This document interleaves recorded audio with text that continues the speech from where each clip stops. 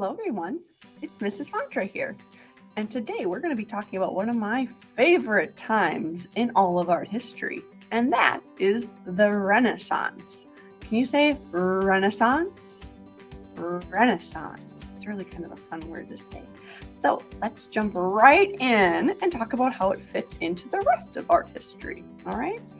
Renaissance was around 1400 or 1400 to 1600 CE, or people call it AD sometimes too. So that's like our common era. This is kind of close to where we are today. And Renaissance actually means rebirth or renewal, or kind of like bringing something back to life. And before the Renaissance, Europe fell into this time known as the Middle Ages or the Dark Ages. And the Renaissance was about rediscovering the old ways that the Greeks and Romans used to do things, all right?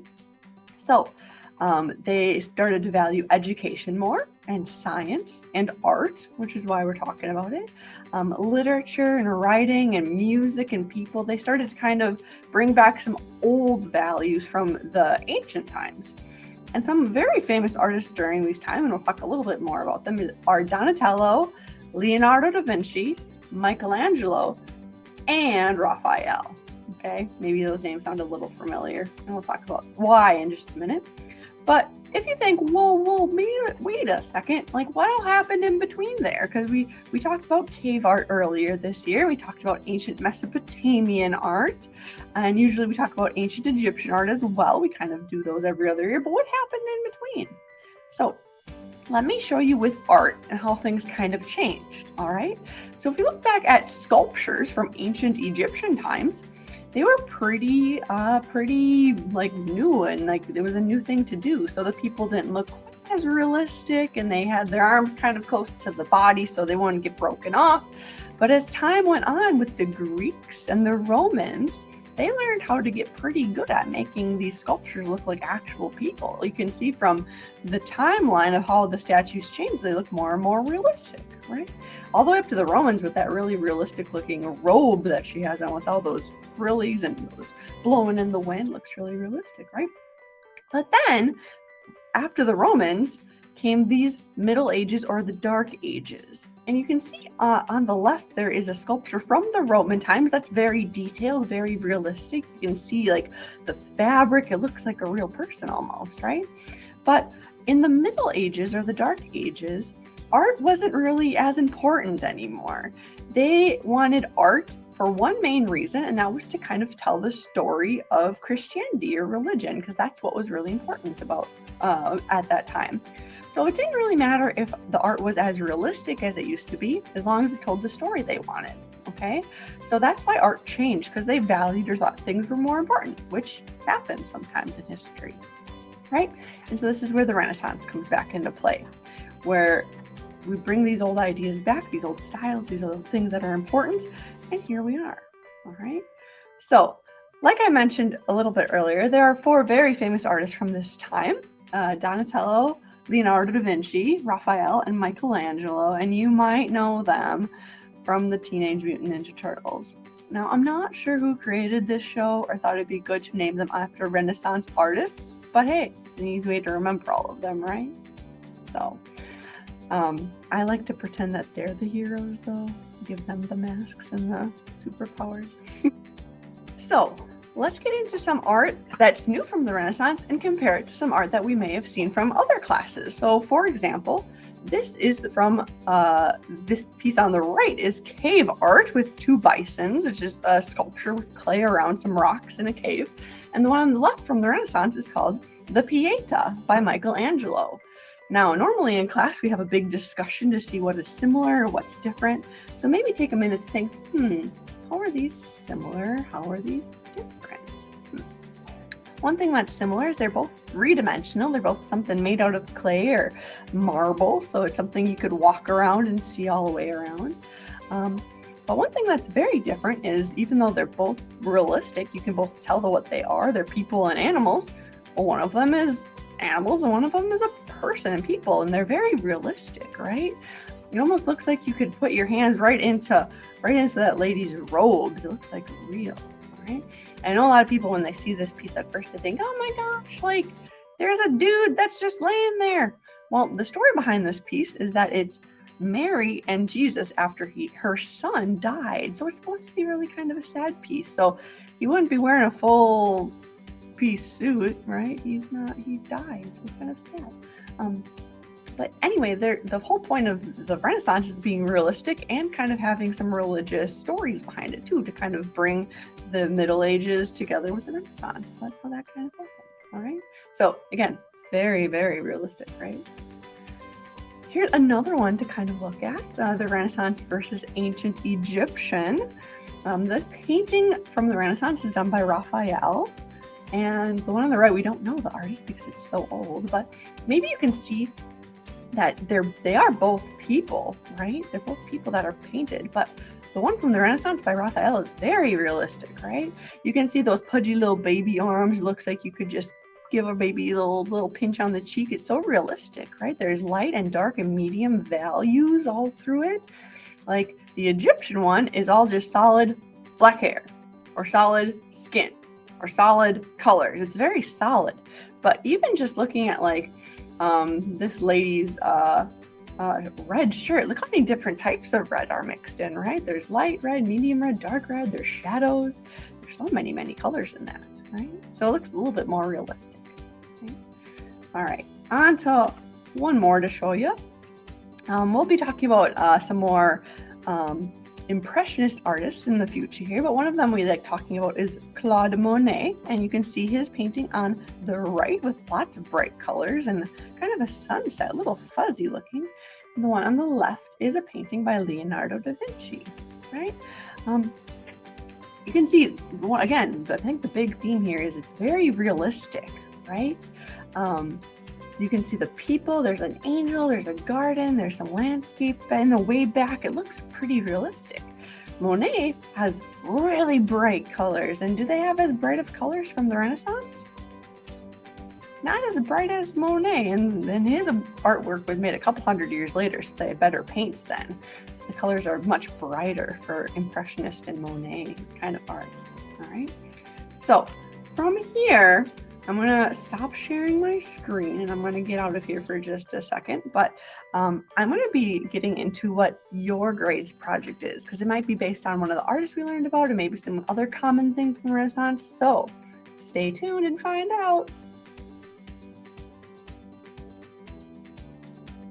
So first graders, your project is pretty interesting because we're going to be actually designing Renaissance buildings.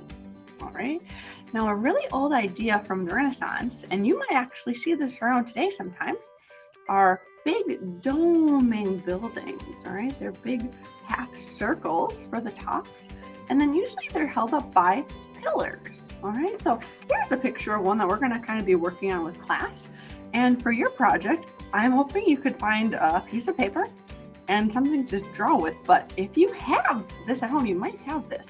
If you have a brown paper bag from maybe you were grocery shopping or maybe you have stuff for bag lunches, that would actually be really awesome for this project to kind of make it look more like old Renaissance paper, all right?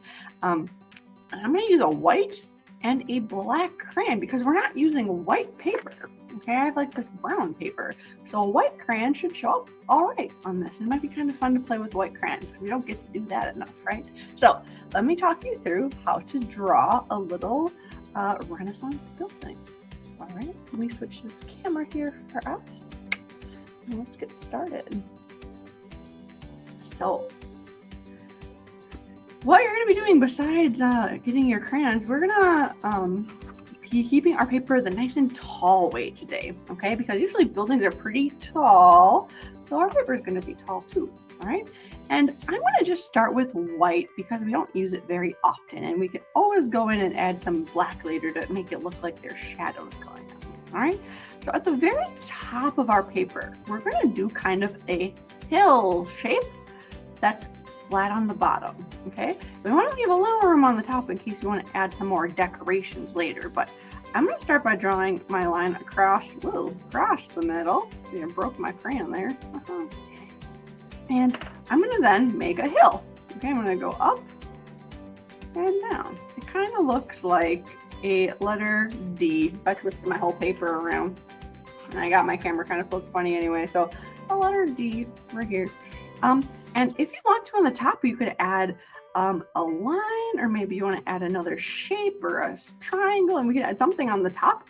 I think I'm going to stick with like a rectangle shape on the top just to make it a little bit more fancy. Bump it on as a little fun thing on the top. And hey, maybe I could add a triangle on top of that. Boom. Even more fancy. All right. Maybe I could have a flagpole. I don't know. I could keep going. And at the bottom, we're going to give it some legs to stand on. So we're going to do some taller. I'm going to do kind of this rectangle or a square shape just to start, to give it like a base or where I'm going to put all my pillars. And then I'm going to draw some lines just go up and down. Okay. So I'm going to draw one line here, one line here, and it kind of, after a while, it's going to look like it's held up by these lines.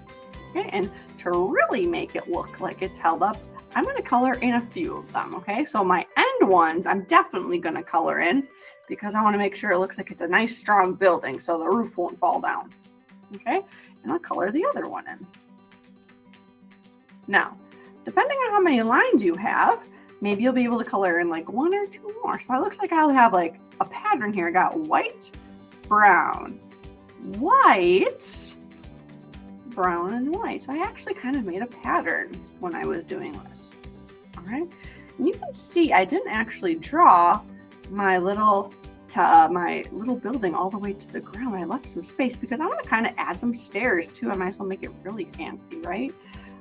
So I'm going to draw some rectangles at the bottom, and they're going to be kind of small, skinny ones. So down here, I'm going to go out a little bit, and then make a little line down, and I'm going to connect them. So it looks like almost something you'd put a wedding cake on top of, right? And I'm going to do another one, maybe make it a little bigger, draw another line. So now we got some stairs. All right, a little crooked, but that's okay. It's an old building anyway, right?